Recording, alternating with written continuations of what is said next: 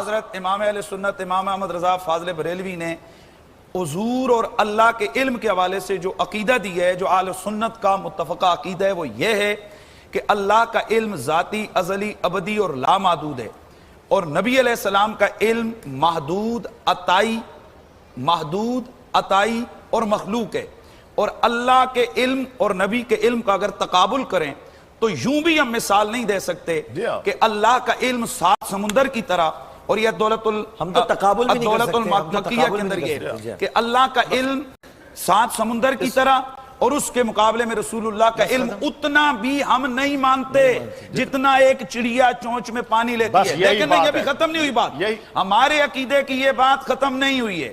اگلا جملہ ہے اس کا کہ اتنا بھی ہم نہیں مانتے، یعنی اللہ کا علم 7 سمندر، اس کے مقابلے میں رسول اللہ کا علم جو ہے وہ چڑیا کی چونچ میں پانی کے قطرے جتنا بھی ہم اس کی تمثیل نہیں دے سکتے۔ لیکن اس کے مقابلے میں اللہ کے رسول اور باقی تمام انبیاء، شہداء، اولیاء، ملائک، جمیع مخلوقات اور رسول کے علم کا اگر تقابل کیا جائے تو رسول اللہ کا علم 7 سمندروں کی طرح، اور اس کے مقابلے میں تمام نبی، تمام ولی، تمام شہید، تمام ملائکہ، ان کا علم اتنا بھی نہیں ہے جتنا چڑیا کی چونچ کے مقابلے میں پانی کا قطرہ۔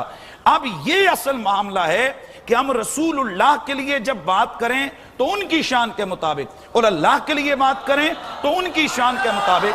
تو جب رسول اللہ کے لیے ہم بیان کریں تو ہم یہ نہ کہیں کہ حضور کو آگے کا علم نہیں، حضور کو پیچھے کا علم نہیں، حضور کو اتنا نہیں۔ اس سے ہمارے بزرگ یہ سمجھتے ہیں کہ یہ محدود کر دینا اس حوالے سے، اور یاد رکھیں ہمارے عقیدہ جو ہمارا علم غیب کلی کا عقیدہ ہے وہ معدومات کا عقیدہ نہیں ہے، وہ موجودات کا عقیدہ ہے۔ یہ بڑی عام بات ہے، اس کو غلط ملت کیا جاتا ہے۔ اور اس حوالے سے میں ڈاکٹر صاحب یہ بھی کہوں کہ میں دعوت دوں گا کہ اس حوالے سے مولانا اشرف علی تھانوی صاحب نے اپنی زندگی کی جو آخری کتاب ہے اس کے اندر سیم یہی باتیں لکھی ہیں جو ہمارا عقیدہ ہے، تو اس کو اپنا لیا جائے تو میرے خیال میں اس میں یہی کہہ رہا ہوں کہ جب مولانا اشرف علی تھانوی بھی یہی کہہ رہے ہیں اور مولانا احمد رضا بھی یہی کہہ رہے ہیں تو پھر یہ جنگ کیا ہے؟ جنگ کو ختم ہونا چاہیے۔ ڈاکٹر صاحب میرا جملہ مکمل، جنگ ان لوگوں کے ساتھ ہے جو کہتے ہیں نبی کو پیٹھ کے پیچھے کا بھی پتہ نہیں، جو کہتے ہیں کہ جتنا علم، وہ جو کہتے ہیں کہ جتنا علم ملک الموت اور شیطان کو ہے معاذ اللہ اتنا بھی نبی کو نہیں ہے، ہماری جنگ ان سے۔ ملک الموت اور شیطان کے علم کے ساتھ حضور کے علم کا موازنہ کر کے مثال دینا، اس سے بڑی کوئی توہین نہیں ہے۔ اچھا یہ آپ ہی کی کتابوں میں دیکھیے، یہی تو اصل پرابلم ہے۔ اگر آپ ان کتابوں پہ آئیں گے، یہ سٹیج نہیں ہے، میں ان کتابوں پہ بھی آپ کے ساتھ گفتگو کرنے کے لیے تیار ہوں۔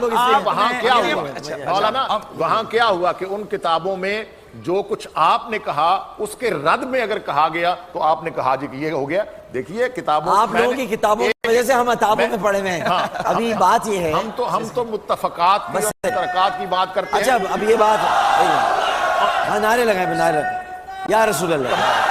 تمام فرشتوں، تمام جنات، حتیٰ کہ تمام ولی، غوث، کتب، ابدال، تمام انبیاء کا علم ایک طرف ہو، حضور سرور دو عالم صلی اللہ علیہ وسلم کا علم ان سے زیادہ ہے۔ یعنی آپ اس بات کو گستاخی مانتے ہیں کہ جو آدمی یہ کہے کہ حضور کا علم شیطان اور ملک الموت کے علم سے کم ہے وہ گستاخی ہے؟ میں اس پر آپ کے ساتھ گفتگو کروں گا۔ میں یہ صرف اتنا پوچھ رہا ہوں اس میڈیا کے سامنے کہ گستاخی ہے۔ دیکھیے حضور صلی اللہ علیہ وسلم، میں سوال پوچھ رہا ہوں کیا مولانا گستاخی ہے؟ میں بتا رہا ہوں، آپ پہلے کہہ چکے کہ گستاخی ہے، میں بتا رہا ہوں۔ یہی تو پوری 100 سال کی جنگ ہے کہ یہ گستاخی ہے۔ آپ میری بات سن تو لیں۔ اور الحمدللہ ڈاکٹر صاحب آپ کے آج کے اس منچ پر، آج کے اس اسٹیج پر یہ بات بھی کلیئر ہو گئی کہ ہم تو ٹھیک کہہ رہے ہیں۔ علماء دیوبند حضور سرور دو عالم صلی اللہ علیہ وسلم کے علم کو ثابت کرنے کے لیے شیطان کے علم کو یا ملائکہ کے علم کو یا کسی اور علم کو موازنے کے طور پر پیش کرنا حضور کی بے ادبی سمجھتے ہیں، حضور کی گستاخی سمجھتے ہیں۔ اور جس عبارت کی طرف آپ اشارہ کر رہے ہیں، حوالہ دے رہے ہیں، میں نے وہ ایک لفظ پڑھا ہوا ہے، اللہ کے فضل و کرم سے ایسی کوئی بات نہیں ہے، وہ آپ کی ہی ایک کتاب اور عبارت کا جواب دیتے ہوئے وہ کہا گیا جہاں تک تعلق ہے سرور دو عالم صلی اللہ علیہ وسلم کی ذات کا، صفات کا، وہ علم ہو، حسن ہو، جمال ہو، تقوی ہو، ہر اعتبار سے یہ بات طے ہے کہ ساری کائنات کا علم کم ہے، پیغمبر کا علم زیادہ ہے، اور پیغمبر دو عالم کا علم کم ہے، اللہ کا علم زیادہ۔ بے شک، سبحان اللہ۔ یعنی حضور نہ بڑے بھائی جیسے ہیں، نہ کسی عالم جیسے ہیں، نہ کسی اور جیسے ہیں۔ اس کا مطلب ہے حضور اللہ کی مخلوق میں بے مثال اور بے مثال۔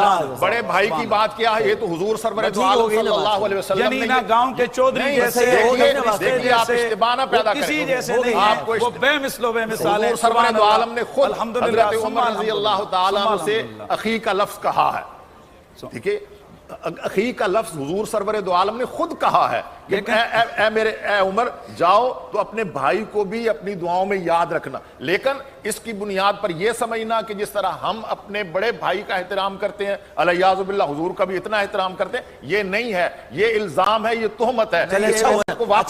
اچھی بات، بہت اچھی بات۔ آج اس تہمت کو واپس لیں۔ ہم کہتے ہیں بھائی کیا ہوتا ہے؟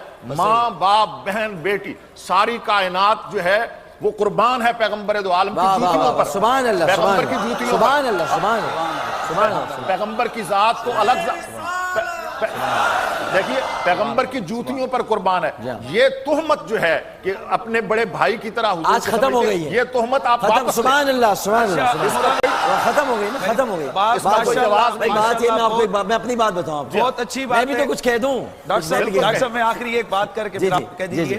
پہلی بات یہ ہے کہ بھئی بڑے بھائی جیسا ہونا، یا حضور کو یہ کہنا کہ حضور کا اب عوام کے سامنے اس طرح سمجھنا چاہیے جیسے گاؤں کا ملک اور چودھری ہوتا ہے، یا حضور کا ادب اتنا کرنا چاہیے جتنا بڑے بھائی کا کیا جاتا ہے، اگر زیادہ کیا جائے تو یہ شرک ہے۔ یہ عبارات میں موجود ہے۔ ماشاءاللہ آج مولانا نے کہہ دیا کہ یہ چیز اگر کوئی کہے تو وہ گستاخی ہے، اگر کوئی یہ کہے تو وہ گستاخی ہے۔ ہم تو یہی کہتے ہیں، یہی تو 100 سال سے کہہ رہے ہیں کہ جو آدمی یہ کہے وہ گستاخی ہے۔ مفتی صاحب ہمارے لیے یہ اتھارٹی ہے کیونکہ یہ ان کے نمائندے ہیں، کیونکہ ان کے میں بتاتا ہوں نا، کیونکہ ان کے نمائندے ہیں